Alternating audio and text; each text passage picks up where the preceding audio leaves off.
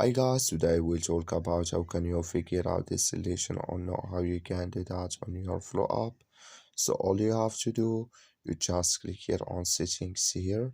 So then it's going to take you to this list here. Then all you have to do, you just go down, then you click here on apps. So then you come to apps list here, then you just go down here to looking for Flow app here. So you keep going down here, then you click here on Flow.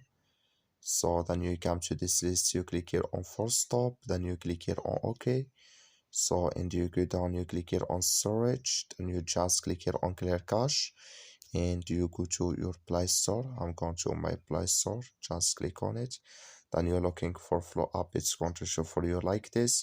You will find here update, you just click on it, then it's going to work it with you. That's all. Thank you for watching. Don't forget to support us by liking, subscribe.